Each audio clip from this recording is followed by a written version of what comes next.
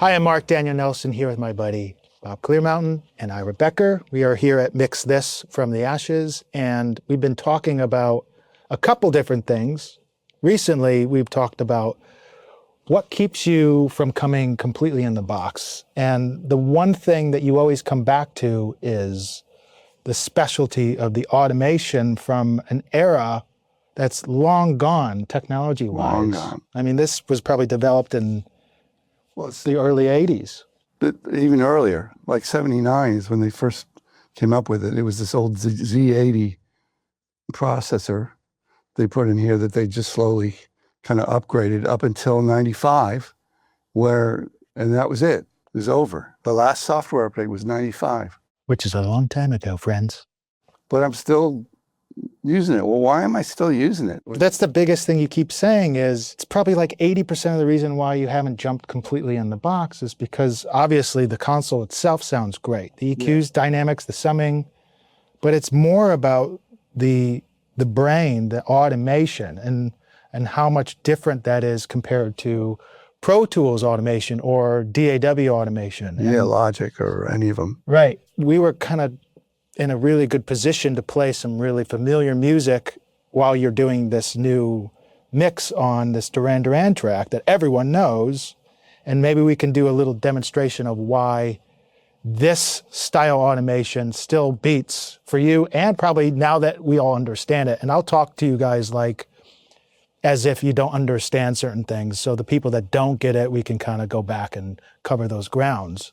But simplifying, when you're in absolute automation and like Pro Tools and you can use the trim, every time you kind of track back, and this is something that Ira and I and Bob and I were talking about, when you track back to fix stuff, it kind of resets. So you have to always goose things. So after saying that, you go back and you look, you're just guessing to where it's at. And the fundamental part about this and why it works is pretty simple. So I'm gonna like give it all over to Bob, and then Ira's gonna demonstrate, after he kind of demonstrates the philosophy here, he's gonna go and do the same thing and why it can't work there. So we're gonna showcase all those together. All right, so one of the things about G-Series automation that I love, and it's something that I use all the time when I'm mixing, is this, which I kind of call rollback join. So I'm going to go to a spot, mix at Q, C2,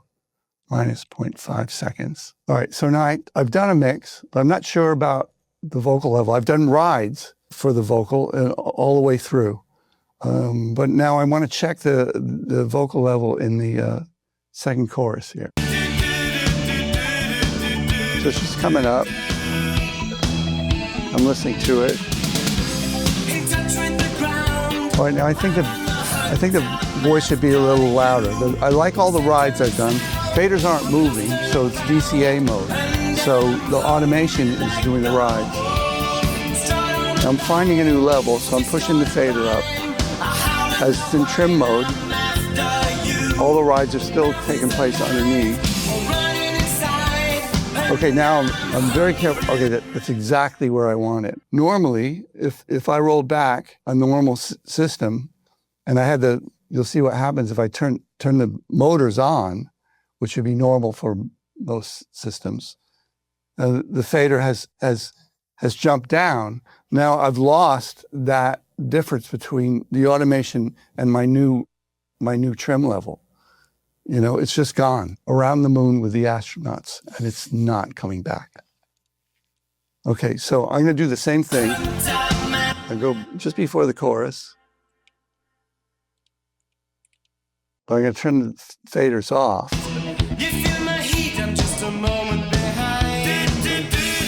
So this is all good.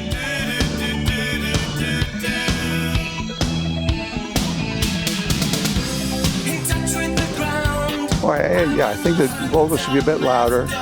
Once again, I'm finding the exact level that I want by listening, which is something that's an important thing to do when you're mixing, is actually listening. All right, so now the faders are off. I'm going to roll back before the chorus. And I was adjusting it, right? I was moving the thing up and down. But now when I play it here, okay, you don't see the faders moving because it's just the automation that's playing. It's what you might call VCA mode. But right when it hits the beginning of the chorus, I hit this button. There. Now the vocals jumped up to that exact difference between what was originally happening in the automation and now. But it's still got all the rides.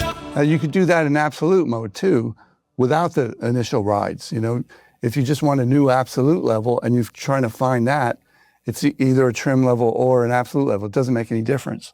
Works the same way. Now the thing is, you can do that not just with one fader. You can do it with all the faders, or you could do them with as many faders as you want, because there's a button on here called Join, which will do it to any fader that the green light is on that's become active.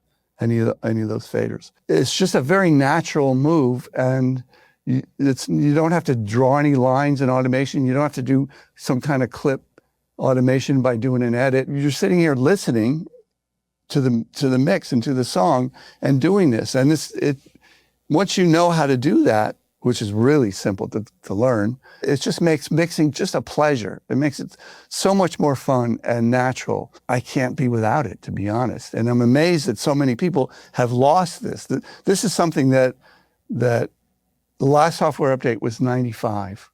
And the people that used to mix this way have forgotten it. It's just lost. And I feel bad for everybody out there that can't experience it, because it's a wonderful thing. Let's say you want to do a breakdown going into C3. Instead of just going into C3 normally, you want to take a bunch of instruments out. Just before C3. This is the middle 8. So in C3, and now I'm listening to it to hear what kind of elements I want to take out. So let's say the strings, take out the vocals, take out the guitar, take out this little funny thing. So I want the breakdown to sound like this. Now I just go back before C3, play it, and I hit the join button right where I want the breakdown to occur. There. See, and just as I hit that, everything comes out. And now I can bring something in.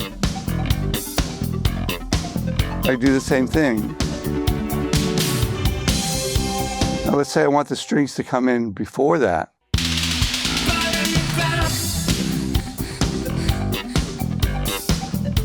I want them to come in here. 2, 3, 4. So I can do that locally, or I could do it globally. Locally by hitting the buttons on the faders, globally by hitting the join button. You know, these little things like rolling back and then doing that little update. I do that constantly when I'm mixing. I mean, that's like my entire mix technique. That's why when people said, "Well, why aren't you in the box?" Like, are you kidding? And lose all these things that you can do on here? Why would I do that? This thing is amazing because all the equalizers are right in front of me. You know, all the dynamics are right in front of me, and all the effect sends.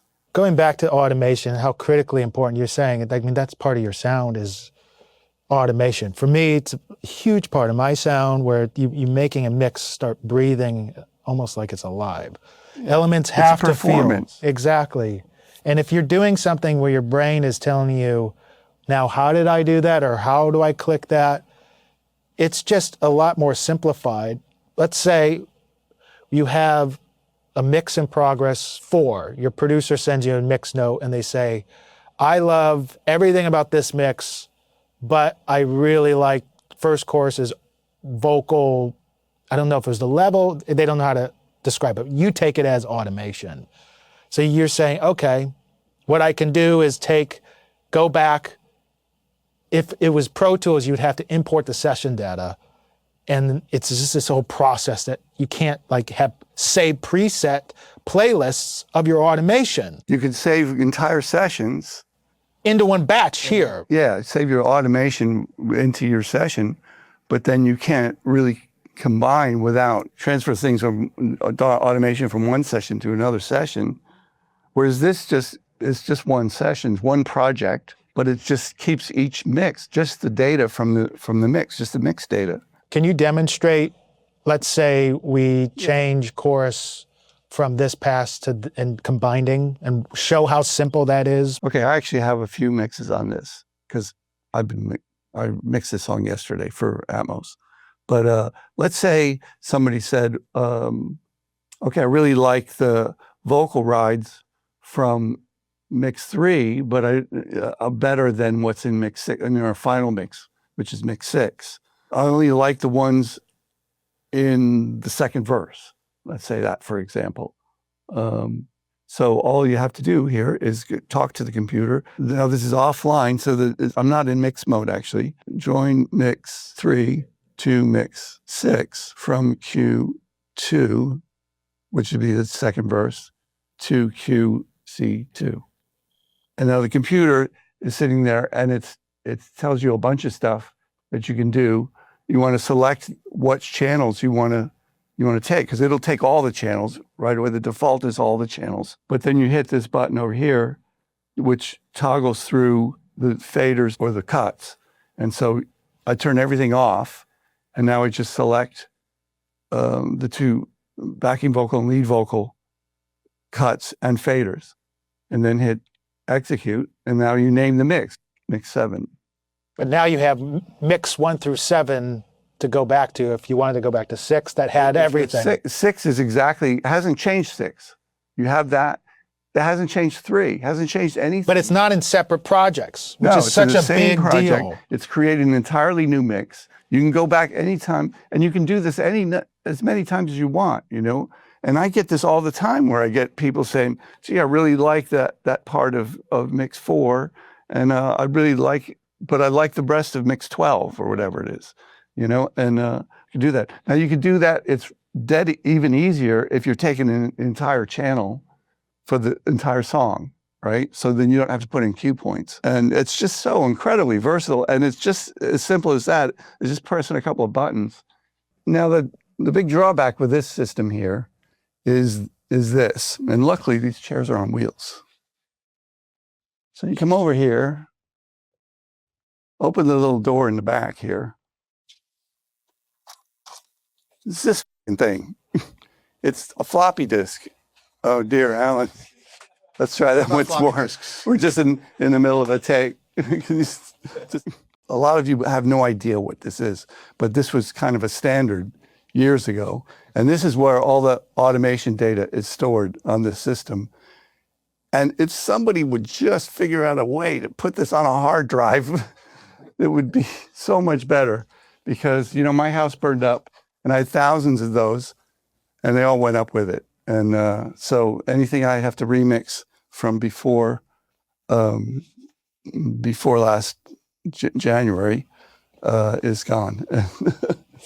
So we need to find a way to transfer everything in real time. It'd be great. Well, there should be a system that does all this, a modern computer system that does this, you know, on a Mac or even a PC.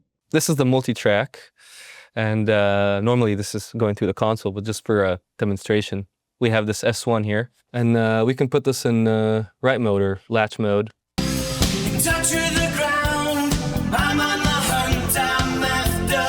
And I can do my my ride just like Bob was doing, just to exaggerate.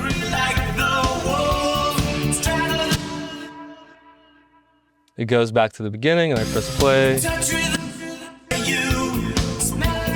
it's obviously following those moves.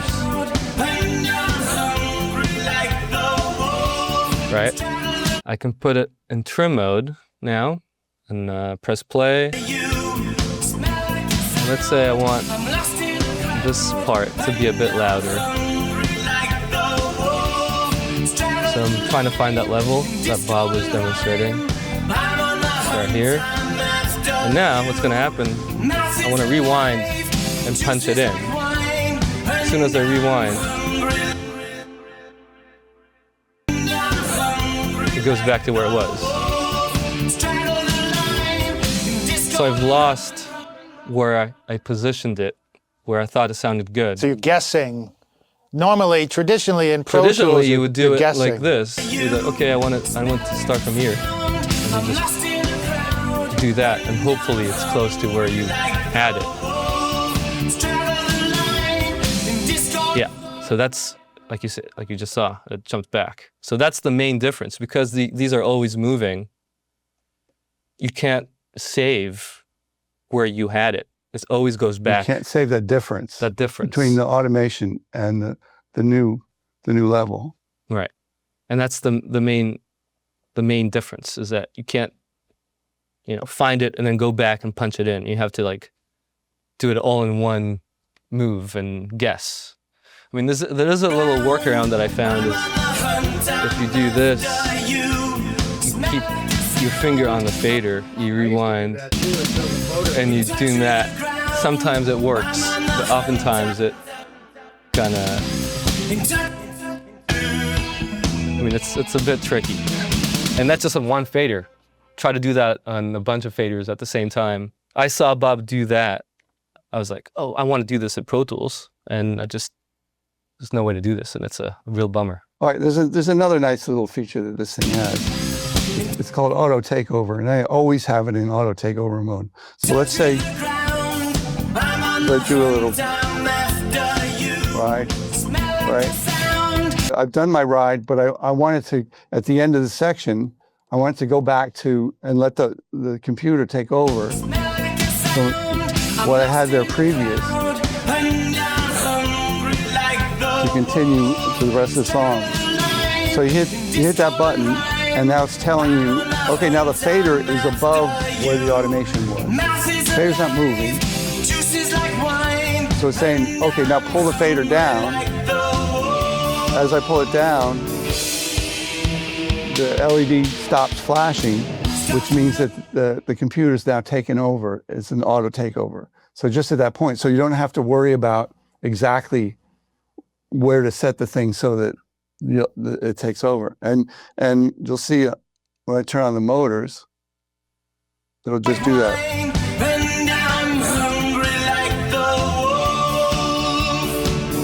It just stopped right there. Right where it crossed. Great. It's just a nice little feature. I mean, there's other systems that do things like that, but yeah, but collectively, it makes it a little more effortless. I mean, the three things that you can't do in DAW, but there's everything else you can globally do. It's very strange that they haven't imparted that into software yet, where you can do playlist automation, or even just turning off the fader so it doesn't glitch, because that's a mechanical thing. Yeah. It's really interesting. I know, it's great. Not only that, but if you look very carefully, this console goes to 11. Don't look at it too closely, though. I mean, You'll scare it. Just to sort of summarize why I'm still working on this big hunk of metal here. Boat anchor. Instead of in the 1,600-pound piece of metal that so many of my friends helped me kind of put together after my house burned down.